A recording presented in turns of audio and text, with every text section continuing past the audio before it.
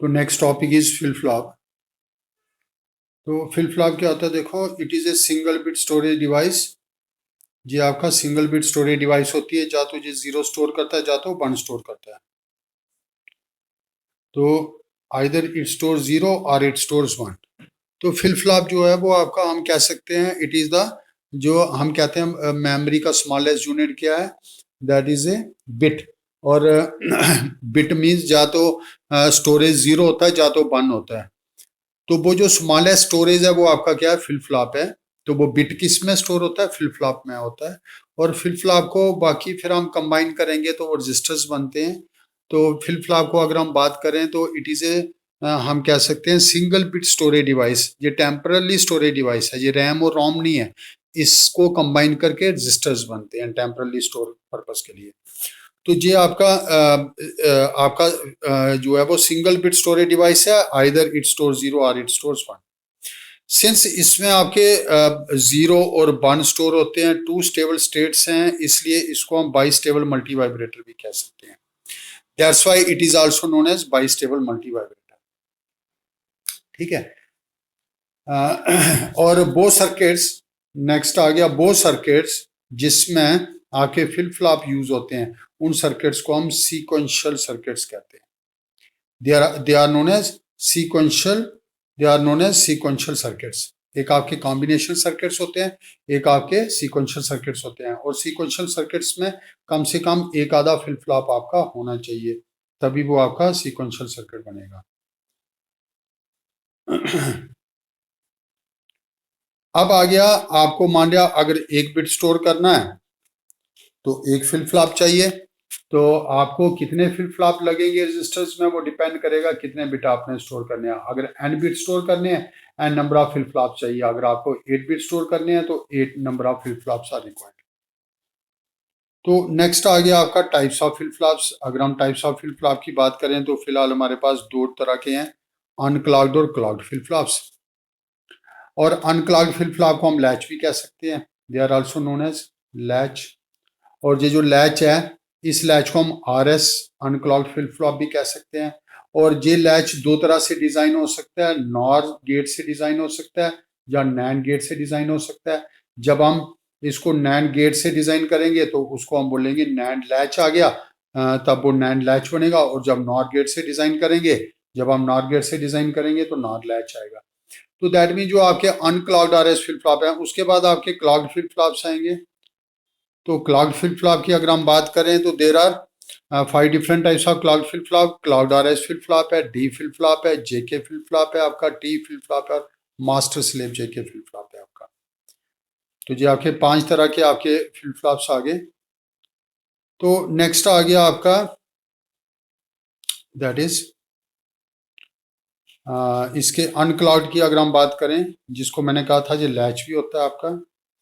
तो ये इसका ब्लॉक डायग्राम आ गया, जो हमने are S unclocked flip flop हमने जो करना है, जिसको हम नैंड लैच और नॉर लैच दोनों से हम डिजाइन कर सकते हैं।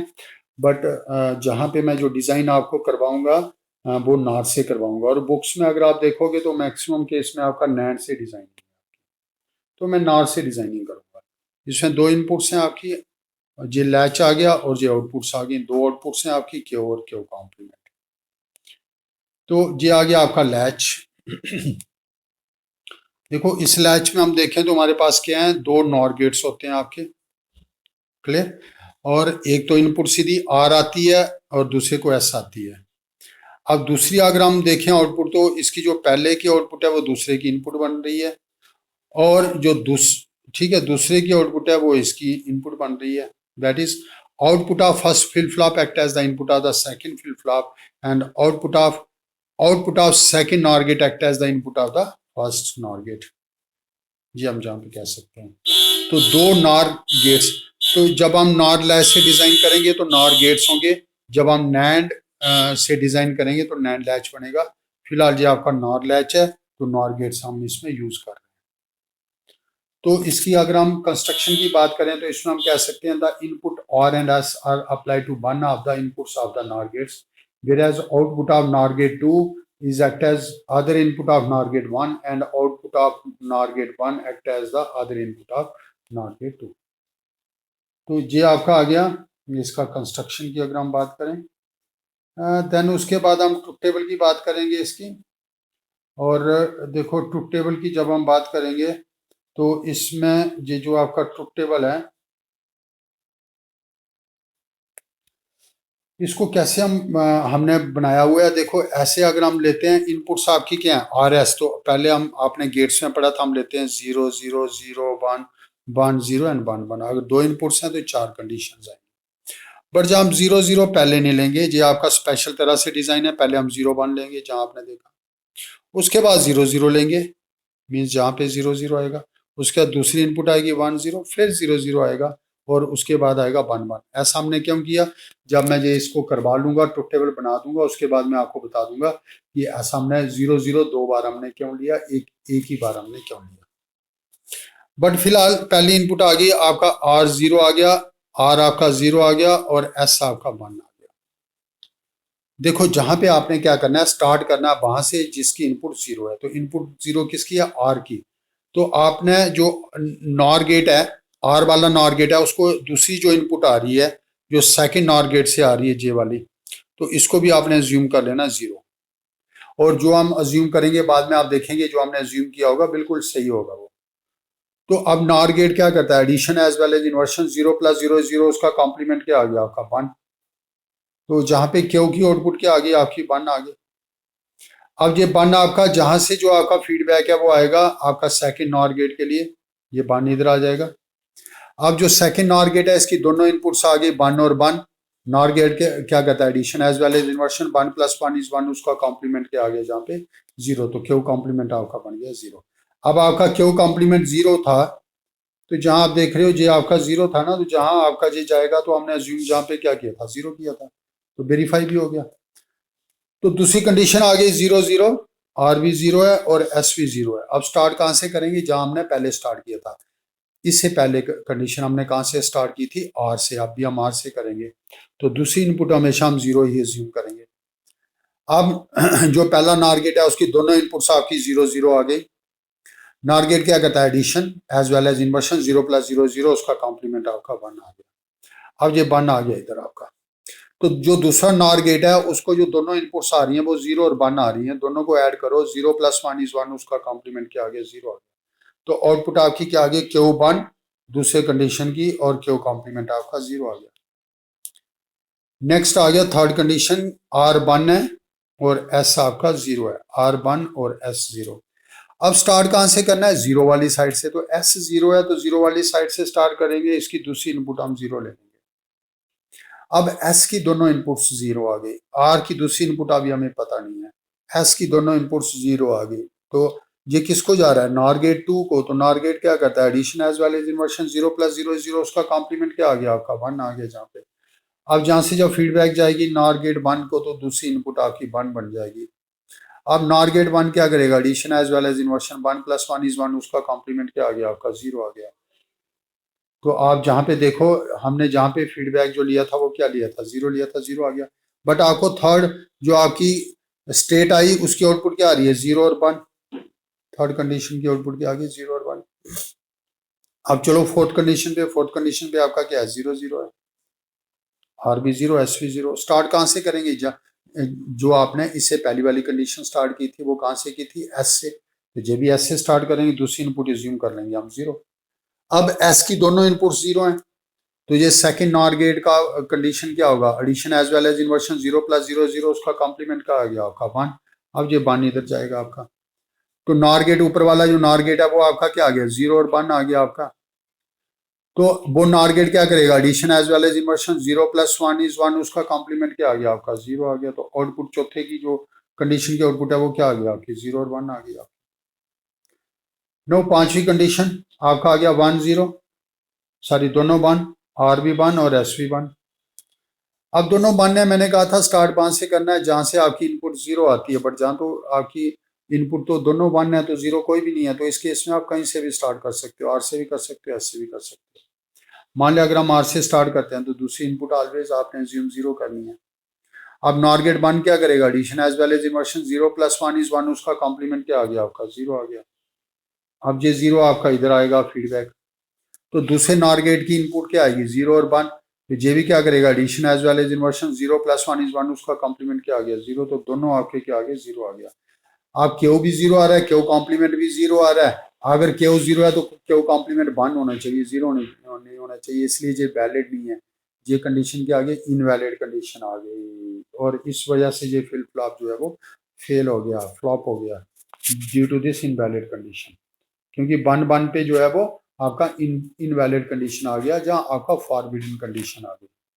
अब देखो 0 0 हमने क्यों लिया था, देखो R0 है, S1 है, तो आपका आउटपुट 1 आया। आउटपुट 1 होगी तो सेट कंडीशन होगी, मींस वो आपका फ्लिप फ्लॉप सेट हो जाएगा। अगर आपका 0 है तो आपका फ्लिप फ्लॉप रीसेट होगा। तो दैट मींस R0 S1 है तो सेट कंडीशन होगी आपकी, और R1 है S0 है तो रीसेट कंडीशन होगी आपकी। तो रीसेट में आपका 0 स्टोर होगा। देखो सेट या रीसेट कैसे याद रखना जरूरी नहीं है कि R पहले होगा S बाद में होगा। आपका जे भी हो सकता है, आपका S पहले भी हो सकता है और R आपका बाद में भी हो सकता है। ठीक है, आपने जो देखना हाई कौन सा है। अगर आपका R1 है, S0 है, तो हाई क्या आपका R। देखो जो आप मान लिया आपने जिस लोड को ऑन करना होगा, मान लिया फैन को ऑन करना है तो फैन वाला स्विच हाई होगा। तो जहां हाई कौन सा आ रहा है, R वाला, तो रीसेट कंडीशन होगी आपका। और जे वाला रीसेट कंडीशन होगी, रीसेट कंडीशन में आपका 0 होता है। और अगर आपका S1 है, R0 है, तो हाई किसको किया हमने, सेट को, S को, ये वाली कंडीशन। तो सेट कंडीशन में आउटपुट क्या आती है आपकी, 1 आती है आपकी। अब आ गया 0 0 हमने क्यों लिया, अगर पहली कंडीशन देखते हैं 0 0 आउटपुट 1 आई, आप सोचोगे सेट कंडीशन हो गया। बट जहाँ 0 0 पे आउटपुट क्या आ रही है, 0 आ रही है, तो आप सोचोगे रीसेट कंडीशन होगी। बट ये आपका 0 0 ना तो सेट कंडीशन है ना तो रीसेट कंडीशन है, फिर है क्या है। देखो आप देखोगे 0 0 पे जो आपकी पहली कंडीशन थी वही आपकी कंडीशन को वो रिपीट कर रहा है। दैट मीन्स प्रीवियस कंडीशन ले रहा है। आप दूसरी जगह भी चेक कर सकते हो। देखो 1 0 पे आपका क्या आ रहा था, 0 1 आ रहा था, फिर 0 0 दिया, 0 1 आया। तो मीन्स उससे पहली वाली कंडीशन को ले रहा है। दैट इज 0 0 पे क्या आ रहा है, प्रीवियस कंडीशन आ रही है आपकी। क्लियर। तो जहां आपकी 4 कंडीशंस आएंगी आपकी, और वो जब हम वर्किंग लिखेंगे 4 कंडीशन का, तो वो वर्किंग आपका नीचे आ गया आपका 4 कंडीशन का वर्किंग। तो वो आपका 4 कंडीशन का वर्किंग आपका जब हम लिखेंगे तो उसमें आ गया, से फॉर एग्जांपल पहले पहले हम लिखेंगे भाई, मैं जहां पे आपको बता देता हूं, आप खुद लिख सकते हो। When R is equal to 0, when R is equal to 0 and S is equal to 1, when R is equal to 0 एंड ये वाली condition, when R is equal to 0 and S is equal to 1, that is under set condition, 1 will be stored in the flip flop. दूसरा, when R is equal to 1 and S is equal to 0, that is under reset condition, 0 will be stored in the flip flop. तीसरा, when R is equal to 0 and S is equal to 0, the previous condition occurs. That is present output follows the previous output. That is Q is equal to किसके बराबर आएगा, Q complement के बराबर आएगा।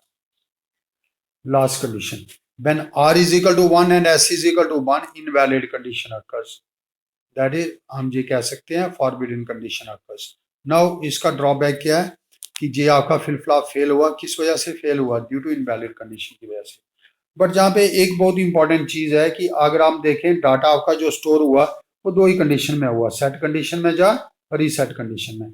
क्योंकि 0 0 condition में तो previous result को डिस्प्ले किया, और 1 1 कंडीशन पे तो इनवैलिड कंडीशन आई।